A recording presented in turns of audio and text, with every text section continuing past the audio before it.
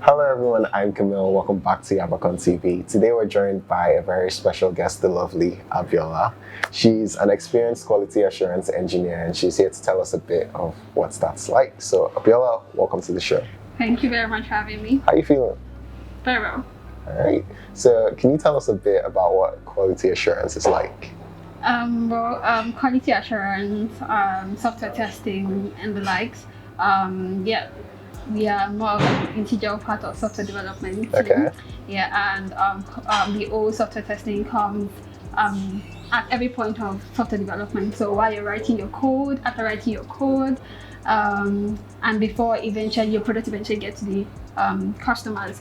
So we test the application, we test the codes.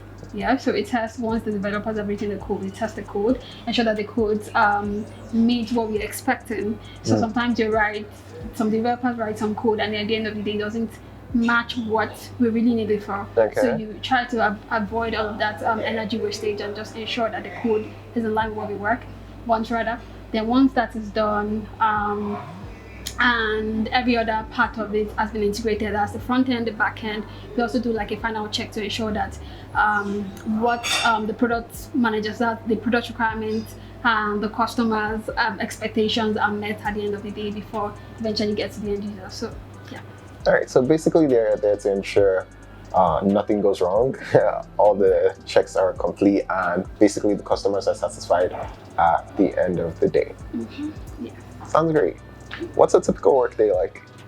Oh, okay. So, most times we start off like every other tech firm, start off with the old daily stand-up where you talk about what you've done the previous day, what is on your table for the day and the likes. So, we have like task assigned Jira. That's the product. That's a product management tool where you just assign, the task that is assigned to you, and you try to like measure what you're going to get done for the week, practically. So once that is done, you get into the work for the day. If you have like APIs to test, you test. If you have like other products to test, you test them. You give reports to your team. There's a lot of back and forth that happens between developers and testers, and within the testing team also. And yeah, at the end of the day, the product cycle never ends, because even after you get a product to your customers, you still come back to ensure that you do post-life checks to ensure that, okay, after releasing this product, hope it doesn't break in production. So the tester's job never ends, so to say. All right. So a lot of quality assurance engineers have to deal with different departments, whether it be software developers or product managers. Who do you like working with more? And essentially, what do you do with those departments? Honestly, I love working with developers more. No shit to the product managers out there, but I love working with developers more. So I hear this just a lot of times that, the testers are always against developers and they're always fighting and all. But for my own team, it has been the opposite, because we've gotten to that understanding that while we are testing, we are not necessarily antagonizing what you're doing. We're not criticizing you as a person. We are more about what your code. So when you write your code, we are just here. We're not just here to tell you that you don't know how to do your job. Literally. We're here to tell you, you are excellent at writing codes, but we want to help you make it better. So we'll check your code for bug and ensure that every bug is fixed before your customers use it. Now you can now project to the world that you're an amazing developer. So, it's a win-win situation for everybody, and I think that has really helped us a lot. But for the product managers, I'm not sure why you guys just want to go like by force. I get calls like, Abiola, hello, the developer just finished working on that product this evening, can we go live this night? And I'm like, where are you going to? I don't know what you're applying to. Like, can we just chill? Exactly. Product managers, I understand that you want to get this out as quick as possible, but you need to calm down. Quality assurance needs to also do their job and ensure that it works, because I promise you people that are rushing to go live, you rush back. Pretty much. You rush back. So yeah, I understand. It seems fun working with a lot of people. I guess you have to have, communication skills as well. Oh yeah, of course. Like, that's very important. Like I mentioned, I think one of the reasons why developers have some issues with testers is because of communication. Yeah. So when I tell you that something doesn't work, the way I communicate with you is really important. So if I communicate with you like against you and like telling you that what you did is rubbish, Yeah. automatically you jump on the defense and you just want to tell me that I did my job well and it works on my local, then it's you that know if it's working or not. So at that point, so communication is really key. You need to be able to, even when there's fire, you need to be able to communicate it in a way that you don't throw everybody off guard and all. Like it's very important. Communication, I mean, even writing communication, because putting together your task document is about written communication, and also how you communicate with them, like verbal communication to tell them, oh, this doesn't work. There are times that I have like developers that if I send them a message to say something doesn't work, can you kindly help me fix it now? Even when they are out, but so far their laptop is with them, even on weekends, they can, okay, Abiola, I'll fix it for you. So that's that communication. Like, but if they feel like you're just always on their neck, making life difficult, trust me, you're not going to get that with your project. Okay. I feel like that's great advice for quality assurance people out there. Communicate properly, get them to like you. You're on the same team after all, so the more you have the same goal, the more you communicate with them, the better you communicate with them, the more likely they are to help you, even on their off days, like she said. So yeah. So in this modern day, we have different types of work setting. There's the remote, there's the hybrid, and there's the on-site. As a quality assurance engineer, which one do you prefer and why? Hybrid. Okay. I prefer hybrid for a lot of reasons. And okay, so I'll break it down in two parts. So I would say that if you're new to software testing or you're new to a particular firm, I would advise that you kind of do more of on-site for starters before remote. Because the thing about it is you need to get to know the product. You need to understand the users and you need to understand the team you're working with.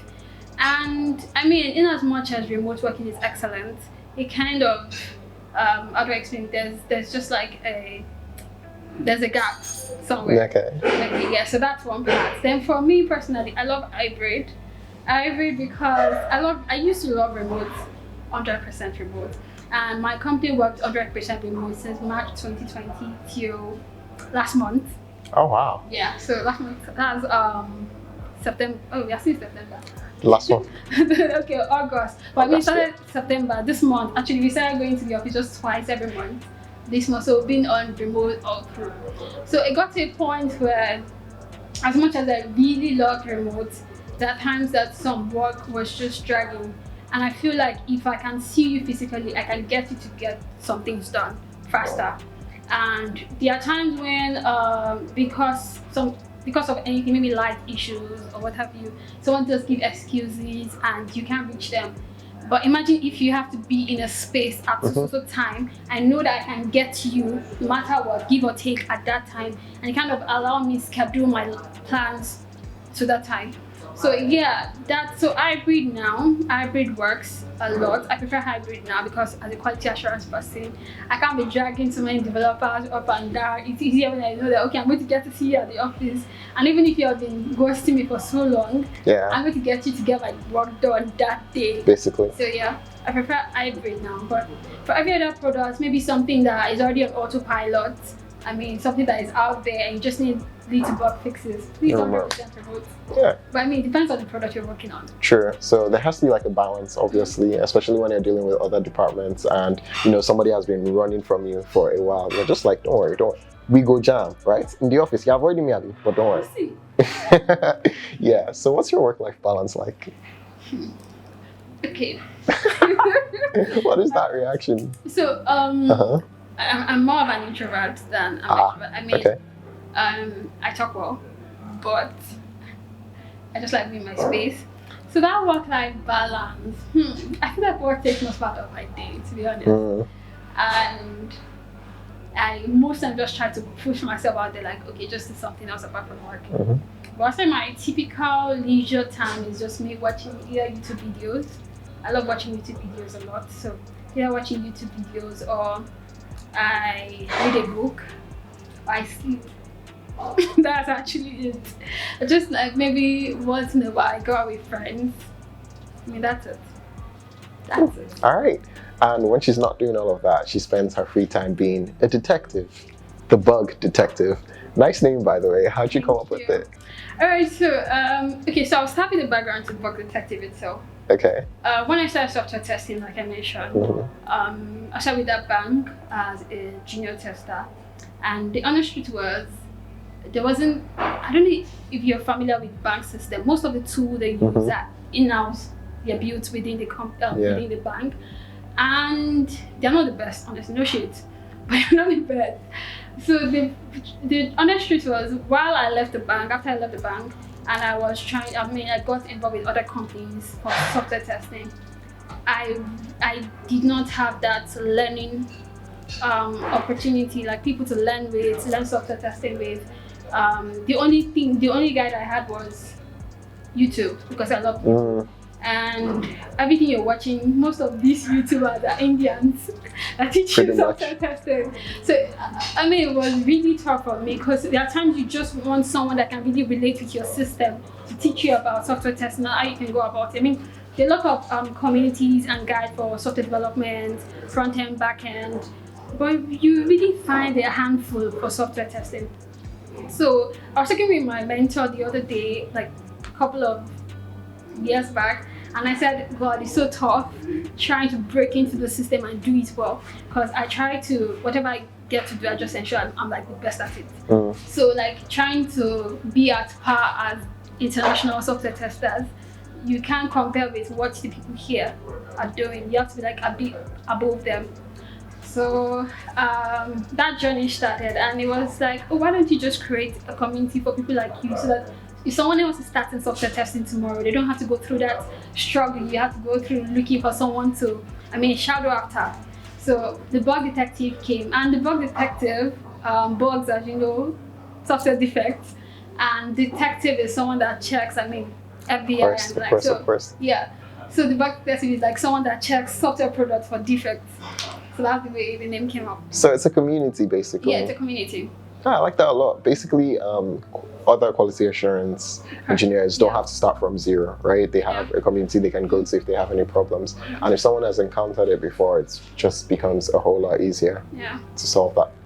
Speaking of, how does a quality assurance engineer make that final call to push a product? When are you like, okay, I've done my checks hundreds of times, everything is fine. I believe everything is fine, and now I shall push this product. How do you get there? So the honest truth is that there's no product that has been released in the world currently, none, that is 100% defect free. Okay. None. Quote me anywhere. There's no product that is out there in the world that is 100% defect free. And what we try to do basically is just to ensure that if we can't get to 100%, I think we can eat 99%. You understand? So software testing, like I mentioned the other time, that software testing doesn't necessarily end when the product goes live. It doesn't end that way. So what we do most times is, honestly speaking, there are times we compromise. There's always a way for compromise when you're testing, because as a software tester, you just want everything to be perfect. But that's not true. If you're waiting for perfection, the market is waiting for you. The market is moving. When you think of an idea, trust me, a billion people are thinking of the same idea. So if you don't roll it out fast, you lose. So because if you snooze, you lose, you have to compromise. And what I do basically is, we want to release 5 features rather. 4 is working fine, 1 is full of defects. Okay. Take the 1 aside, push the 4. Okay. We kick it out. So now for that point when you push out, so we have a lot of things we do as a quality assurance person. So after doing your test, you do like a summary report. So the summary report is just talking about everything you tested, what failed, what passed, what are you moving to the next, what are you deferring to the next iteration, and all of those things. So now the percentage of the success rate of the application really now determine if that product is healthy enough to go live. So if it doesn't meet, so there are some things that are not showstoppers. So if they are not showstoppers and would not necessarily affect the customer's experience, you let it go. Fix it later. So yeah, there's just a lot of compromise here and there. But at the end of the day, if there's anything that's going to affect the experience of the users, that product is not going live. Okay. None. So I remember there was actually a day that one of my product managers wanted to put a product, and there was one bug that I just couldn't close my eyes to. And it was like, Abiola, see, we are going live. You can't wait. The product, Market is not waiting for us. So I sent a mail in red, capital letter, with a document on that telling them to all sign, because I mean there's a sign up document where everybody, like the stakeholders, have to sign the document. So nothing goes live except the tester says it is fit to go live. So and before you can even go live, there's this document that everybody has to sign. So maybe the head of engineering, the head of product, the product manager, the tester, and developers, all append their signature in that document to say this product is fine, and we go live after every test has been done and all. So I sent a document on that to say, okay, this product is not fit to go live. If you guys want to kill the company, it's fine. But kindly sign here stating that if anything happens, you are responsible. Trust me, nobody signed that thing. Okay. Nobody. See, that time they didn't want to wait, they went back, fixed that product, and we eventually went live. That's the way to go. So basically, as a quality assurance engineer, one, you have to ensure that you're not chasing 100% perfection, because you're never going to get it. There's no product that's 100% perfect. So try to get as close to 100 as realistically possible. Aim for the high 90s, all right? And if anything isn't show-stopping or game-breaking, or like it doesn't break the product, it doesn't self-destruct, right? You can compromise and let it go, but make sure you put it on a list of things you have to fix, of course. And then there are some cases where there are some people that will still want it to go live, even though you know fully well that this is going to break this product. That is where basically you have to take her approach and be like, hey, listen, this will break your product, but if you want to go live, it's fine. Just sign here. And yeah, that's basically how you can navigate through those scenarios. So thank you for that. You're welcome. All right, so one more thing. We know that based on a study done in the UK, only 5% of women have tech-related roles in that space. What do you feel we can do to get that number up, and not just in the UK, everywhere across the world? So I mean, I believe that right now we're doing better compared to the way it was before. I mean, when you talk about tech, when you talk about anything else to do with tech, either engineering, like chemical engineering, any engineering, you see it's almost a 10-1. Like you get a very low percent of females in the game. I think things are getting better now, like a lot better. And I also believe that, that's one thing I also believe. I remember someone once said to me that before I became like the leader of my team, someone said to me that if they were okay, how do I place this? So he said he would not stay in the company if they employ a single female person to be his lead. Because I'm here with a lady. There is one single for the matter, be leading him. And it was really hurtful for me as a person, because I just felt like, what do you mean by that? Like, so I think some people feel that way, some people have experienced that. And what I would just say is that just know your onions. Know your onions. One thing about it is that I've actually had encounters with some female also, it's both ways, that want to get into tech, but they are not willing to put the work in. So like if a guy is willing to put his 100% into this work and get work done, and you as a female just want to come with women in tech with 30%, I will employ the guy over you. So get to know your onions well, and when you know your onions well, I feel like people just be stupid not to pick you. Sure.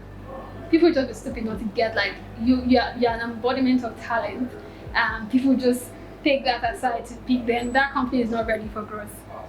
Not ready for growth yet. So yeah, and I'm also happy that a lot of people doing something for female. I think there's this She Code Africa, like a lot of things. Like I mean, I've been seeing a lot of code for girls. Makes a lot of sense. So even software testing are recent. Most people that have been reaching out to me for software testing, to teach them about software testing and all. Most of them are females. I love that. And maybe because I'm a female myself, it kind of just attract people like, oh, you're doing this, I can do that. So yeah, it makes a lot of sense. The last software testing training I did for a couple of newbies to software testing, I think it was just a guy. that was there. Every other person was female. Just one guy. I think just one guy. If I'm correct, I think just one guy. So that really shows you that the moment we have more females in the game, we kind of just open the door for other females because they're like, if she can do it, I can do it too. Sure. So yeah, just keep trying and do it well to the point that you don't close the doors for other people. So if you get there and you don't do it well, it kind of just shut the door for every other person to get. But when you go there and you make history, you just automatically open the door for every other female that wants to get into the space. Sounds great. Sounds great. So basically, know your onions, like she said. Put the work in. It's a lot more accessible. Like she said, there are hundreds of Indian YouTubers that are willing to teach you things. Oh my goodness, YouTube should be your best friend. YouTube should be your best friend. There's nothing you want to learn in software testing, in tech anyways. That isn't on YouTube. On YouTube. You find it.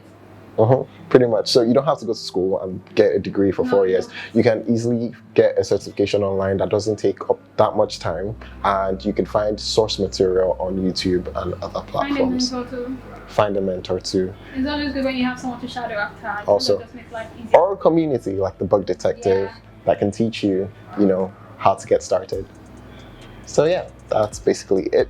So Abiola, we have a picture of you back in your glory days at LASU when you were participating in the Nigerian International Tertiary Institutions Model for United Nations Conference, and we're made to understand that you actually won major things, major personal honors at that event. So this is the picture for our viewers. That is Abiola right there. Yeah. So how did that affect your career, and how was that experience like? Oh my goodness, that's like one of the, it's one of the most amazing period of my life. So like I said earlier, whatever I like to do, I just like to blow it out of proportion. Okay. So while in school, like I mentioned, I studied international relations, and I always wanted to be like the ambassador, UN Secretary General, and like, so I was on that trajectory to explore. So I think I got to know Model United Nations through a friend. So it's just a simulation of how the UN works. And we have like a national chapter in Nigeria. That's Nigerian Model International Model United Nations. Nigerian Model United Nations. So it's like it's actually backed by the ECOSOC, arm of the United Nations itself. It's really amazing. So I got introduced to Model United Nations, loved it, got to simulate. I represented, the first country I represented was Japan. So I was an ambassador for Japan in the UN, talking about actual international issues and law. You pass, what's it called? God, why can't I remember this term? It's been so long. It's fine. Okay, you pass resolutions and all of those things. So I represented in Japan in General Assembly, represented the United States of America, the Security Council, represented the Republic of Korea. I made a lot of all of those things. It was really amazing. So this picture was for Nigerian Model United Nations at Abuja. I think this picture was in 2017 or 18, I'm not sure. So yeah, talking about why I won and all of these things. So there are two things about me. Okay. I don't like competition. I don't like politics. I don't like it, but you have to push me into it for me to move into it. So they wanted, there was an election for the President of the General Assembly, Secretary General of the conference, the Model United Nations Conference itself. And one of my friends just pushed me to go, just go contest. And eventually I won. And we had over 10 schools from Nigeria, from every part of Nigeria in it. And we also had representatives from other countries, not just Nigeria in there. So it was really amazing. And yeah, I think I also won the female best delegate for 2017 too. So yeah, 2018 I was the secretary. I think was it 2018? Yeah, 2018. That's when I was leaving school. I actually served briefly as the president of the General Assembly also. So yeah, Model United Nations was amazing, and I honestly thought I was going to be maybe the ambassador for Nigeria to the US or something. You never can tell, watch out. But yeah, that was how the journey started. And that's what I was talking about. It's fine for you to stumble on a career, because I honestly never thought that I was going to move into tech. And when I felt like, okay, this is the path for me eventually. I'm still very open to if tomorrow I see an opportunity and I know I can function in that path. I'm flexible enough to try different things. At the end of the day, I mean, you have the talent, you have the strength, explore as much as you can. And that's the major takeaway. Explore as much as you can. Don't necessarily put yourself into a box, right? Because as she said, I mean, she's practically done it all. United Nations, won over there. Coming back to quality assurance, doing well there as well. So as a person, just don't put yourself inside the box. Follow your passions, explore, and you might discover something you like and you want to keep doing. Abiola, it's been great having you on. Thank you so much for coming on. Thank you. That's been the interview, guys. Goodbye.